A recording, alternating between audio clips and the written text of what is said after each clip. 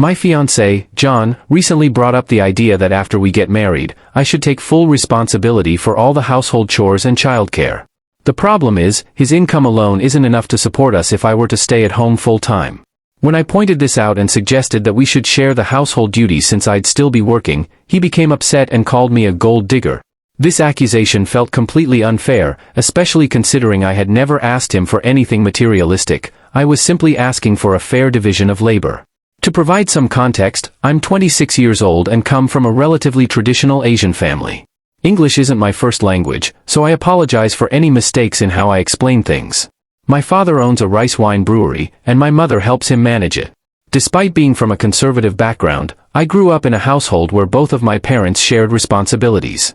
My father has always been open about the fact that he couldn't have provided for our family alone. He needed my mother's help, both in running the business and managing the household. As a result, he never expected her to handle all the household chores by herself. They worked as a team, supporting each other in both their professional and personal lives. This sense of partnership is something I've always admired, and it's what I've come to expect in my own relationships. John and I met through social media, and he's an American who is currently working in my country. We've been together for 3 years and engaged for 5 months. Throughout our relationship, John has frequently mentioned that he's looking for a traditional woman, someone who can take care of the household and raise children. I always agreed with him when he said this, not because I had thought deeply about what he meant, but because I genuinely believe that managing a household and raising children is a remarkable feat. However, in my mind, the idea of a traditional marriage involved both partners supporting each other, much like the dynamic I saw between my parents. Currently, John works at a small university, and I'm employed at a hospital. We've both been saving up to buy a house, and with a little help from my parents, we've finally reached that goal. We haven't moved in together yet, though, because my parents are quite traditional and expect us to wait until after the wedding. The issues between us really began to surface during a conversation we had last week on my father's birthday. John admitted that he's feeling insecure about his salary not being enough to support us both after marriage. I could see that this was weighing on him, so I reassured him that I'm more than willing to continue working after we're married. It's not a problem for me. I grew up in a family where both parents worked, and I've always seen marriage as a partnership where both people contribute. My father even generously offered that John and I take over the family brewery someday, which I thought was a wonderful opportunity for us. However, John seemed hesitant about the idea of taking on the brewery, though he agreed that it made sense for me to keep my current job. It was during this conversation that I brought up the idea of sharing household chores. I explained that since I would continue working, it would be fair for him to help with the daily chores. As soon as I said this, John's demeanor changed. He became noticeably irritated and told me that he had been clear from the beginning about wanting a traditional wife. He went so far as to say that by asking him to help with chores, I had essentially catfished him because I no longer fit the role of the traditional woman he thought he was marrying. According to him, a traditional wife would manage the house and children on her own, even if she had a job.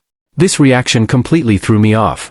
When he talked about wanting a traditional wife, I assumed he meant he would take on the role of the sole provider, which would allow me to focus on the home and children. I've always understood that arrangement as a partnership, one person works to provide financially, and the other takes care of the household. But now that it was clear his income wouldn't be enough for me to stay home, I simply thought we would adjust the dynamic to both work and share household duties. However, when I expressed this, he accused me of being a gold digger and said that I was no different from other materialistic women. This accusation shocked me because I've never asked him to be the sole provider. In fact, I've never even asked him for any financial support. Whenever we go out, I make a point of splitting the bill, and I've never demanded any expensive gifts or luxuries from him. His response has left me feeling confused and hurt. I don't understand how asking for a fair division of household chores, something my parents always modeled for me, could lead to such a harsh accusation. I've never seen myself as materialistic, and I'm struggling to reconcile the person I thought he was with the person who would accuse me of being a gold digger for simply wanting equality in our relationship. He covered the cost of dinner, even though I would have been happy to pay for it myself. It wasn't just dinner, it was those little things, like sharing coffee after a movie or enjoying casual outings together, that had started to define our relationship. My father even offered the use of his brewery, a generous gesture that could help us support ourselves if we decided to move forward together. Yet, as I reflected on all this, I began to wonder about the emotional depth, or lack thereof, in our connection.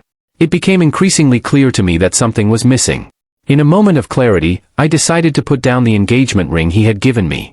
I took a deep breath and told him that I wanted to break up. I expressed my concerns about our differing values, explaining that he didn't seem traditional enough for me. I realized that if he wanted a completely traditional partner, I couldn't stay with someone who would so easily label me a gold digger in front of my parents just because I wanted to share responsibilities in our relationship. The thought of being criticized in that way left me feeling uneasy. If he could express such a critical comment before we were even married, I couldn't shake the fear of what he might say or do once we were actually tied to each other. After our conversation, I went home alone, my mind racing with thoughts and feelings.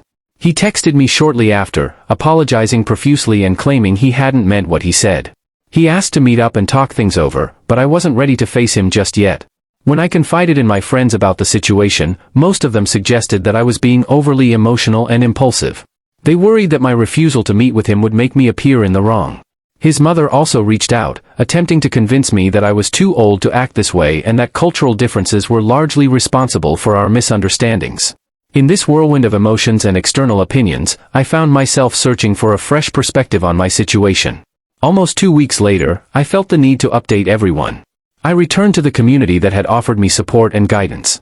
I started by expressing my heartfelt gratitude to everyone who had replied to my previous post. The kind words and encouragement I received genuinely warmed my heart amidst the chaos I was experiencing. As I reflected on the past, I had to admit that I had ignored a number of red flags over the years, brushing them off as cultural differences or misunderstandings.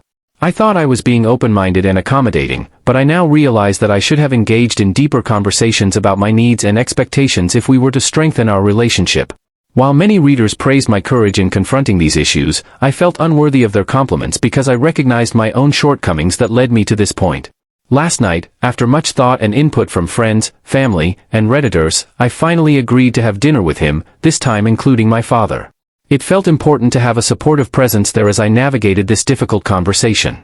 To keep it short, he expressed his desire to maintain our relationship. He apologized for his previous comments, insisting that he had misspoken. He explained that his words had come from a place of feeling too comfortable with me, knowing I was generally non-confrontational and had often helped him with chores, like bringing side dishes or cleaning up his place. He thought I would always be accommodating to his desires, and that assumption hurt me deeply. I apologized for not addressing these important topics seriously in the past, admitting that I had failed to ensure we were on the same page during our discussions.